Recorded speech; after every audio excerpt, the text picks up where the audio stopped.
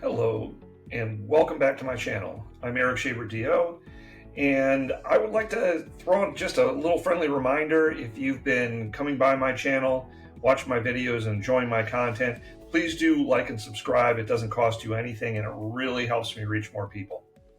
All right, with that said, let's transition to our topic this afternoon. I'd like to talk about two of the supplements that I most frequently would advise my patients to take. And that is magnesium and vitamin D. If you're wondering why magnesium is one of my most popularly prescribed supplements, both of these really do have a focus on musculoskeletal related issues for me. And the major reasons why I was advising patients to take magnesium were headaches and just, generalized aches and pains, sometimes some little nerve issues and things like that. Also, if you're one of those people that sometimes that corner of your eye will twitch and it will just annoy the living heck out of you, one of the best things to try first is a little magnesium supplementation. But let's talk a little bit more about the medical evidence relating to magnesium as well as the science behind it. So first off, magnesium is a cofactor in a really phenomenal number of different processes inside the human body. And this includes a lot of things that go on inside nerve and muscle cells, as well as some things that are integral to our DNA. So one of the big things that proponents of magnesium have been suspecting here in recent years, and there is some evidence that supports the idea of this, is that magnesium is a cofactor in the replication of DNA.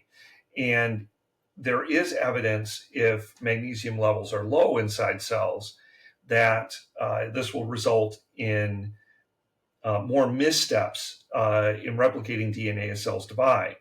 We think this could increase the risk of cancer. The evidence is not conclusive at this point, but there has been a study that showed a reduced risk of pancreatic cancer with magnesium supplementation. So let's talk a little bit more about magnesium levels and the actual way in which it's supplemented. Okay, one of the first things you got to know is the level that's important for the biological function of magnesium is the level inside cells, not the level in the blood. Because of this, a serum magnesium level isn't all that useful. And getting a good intracellular level is very difficult with most labs that we deal with. You're not going to find Quest or LabCorp offering a good intracellular magnesium level. The only way really to effectively check it is to supplement and then check urine levels over time. I didn't really ever bother with this when I was in clinical practice. Basically, if people were having symptoms that I thought could be attributed to magnesium, I would simply do a trial of magnesium supplements, because as long as somebody has good, normal, intact kidney function, there's very little risk of pushing levels too high. So the kinds of supplements you take do matter. Magnesium comes grossly separated into two major categories. Inorganic magnesium, that is magnesium with an inorganic anion, and magnesium with an organic component. So your major inorganic magnesium you're going to find is magnesium oxide. You can also use mag sulfate. These actually can be useful, but really only for somebody who's constipated, as very little of the magnesium will be absorbed, and magnesium is a promotility agent in the gastrointestinal tract. Fancy way of saying it will move stuff through faster.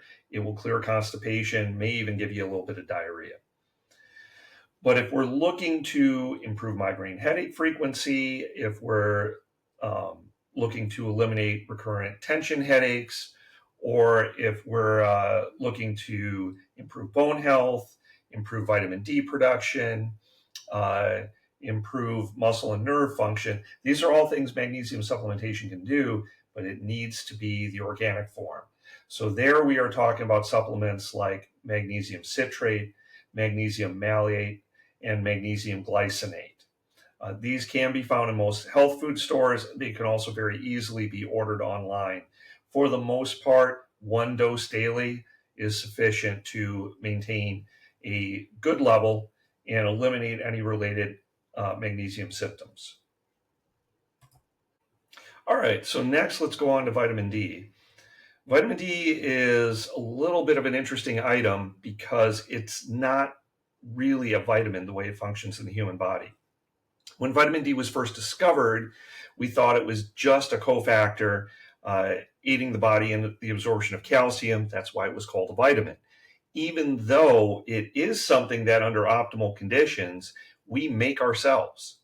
So vitamin D is manufactured by the human body in response to exposure to sunlight.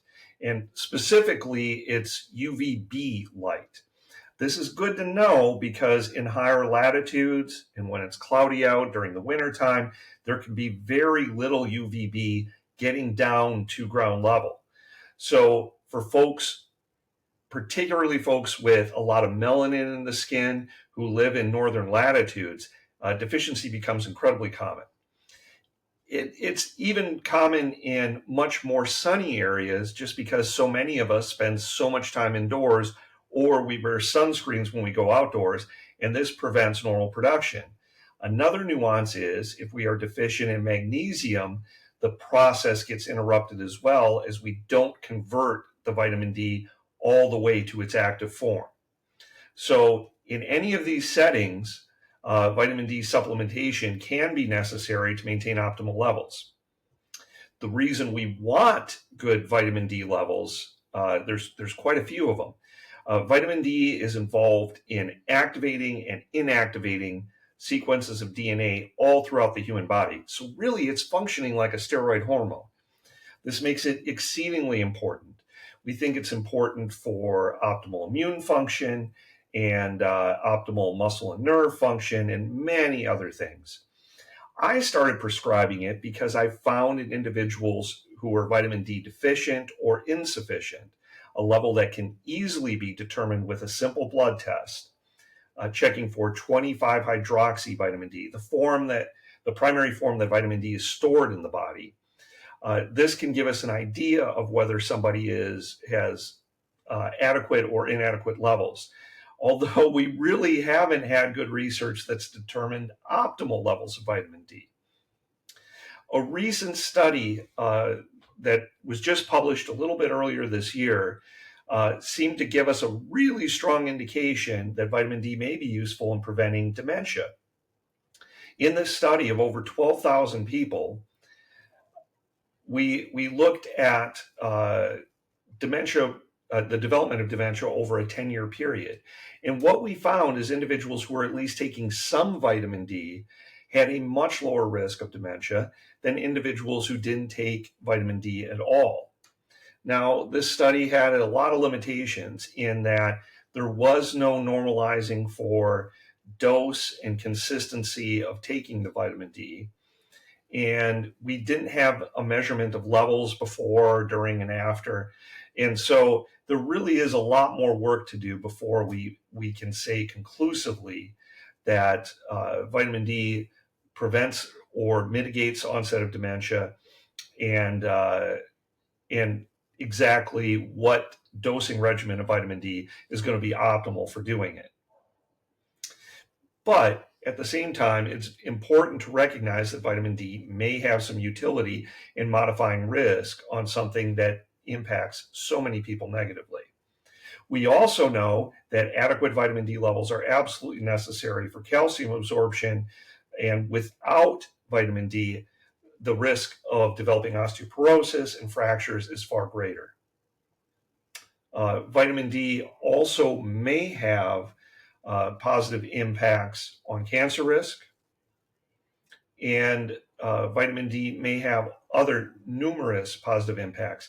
Now, what I saw in practice was a lot of individuals who came to me and did not respond positively to osteopathic interventions necessary or in the way that I would have expected. When I would send them and get their vitamin D levels checked, if they came back as insufficient or uh, deficient in vitamin D, if I replace them up to a level between, say, 50 and 80 nanograms per deciliter, um, then I would see very frequently that they would begin to improve. They would feel much better. They would respond to osteopathic interventions, and pain issues that have been with them for years would go away. And that was my primary motive in providing it at the time, although I think there are a lot of other potential benefits. We need much better research in the future, though, looking at a lot of the potential positive impacts of vitamin D, and really seeing, when we take individuals who begin at deficient or insufficient levels, if we push them up well into the what we would consider the normal range, especially towards the mid to mid high part of that range, do we get positive impacts that we were not detecting in studies that didn't go to this level? Another thing to be aware of is you very much can go to toxically high levels on vitamin D. Because of that, I do recommend people who are supplementing, particularly if you're supplementing above a level of 4,000 international units daily, that you get levels checked periodically to ensure that you're not sliding into that toxic range, which would be a level above 100 nanograms per deciliter. I have seen this on rare occasions, although I think in that case, the patients in question were taking a compounded vitamin D capsule, and I believe the compounding pharmacy probably screwed up and was giving them a dose well above what they thought they were taking. They thought they were taking 5,000 international units daily. I strongly suspect the dose was well above that, maybe by as much as 10 times. In any case, it is something to be aware of and to monitor. And it's why the federal government recommends, if you're going to supplement vitamin D, supplementing between 2,000 and 4,000 international units daily. And I think that's reasonable. If you think you might be someone who could benefit from supplementation with vitamin D or magnesium, discuss it with your primary care doctor. I'm sure that they can give you some additional input on what to do. They can help order labs to check if you're deficient or insufficient, and if you need further monitoring as you supplement. All right, that's everything I wanted to talk about today. I hope all of you have a fantastic day, and please do check back again. I will be posting more content as we go through the week. Thank you. As always, please be aware the contents of this channel do not constitute medical advice. They do not establish doctor-patient relationship and do not constitute the practice of medicine. Please use this information to find a medical practitioner in your area to discuss the information with and get further guidance. Thank you so much for joining me, and we'll see you next time.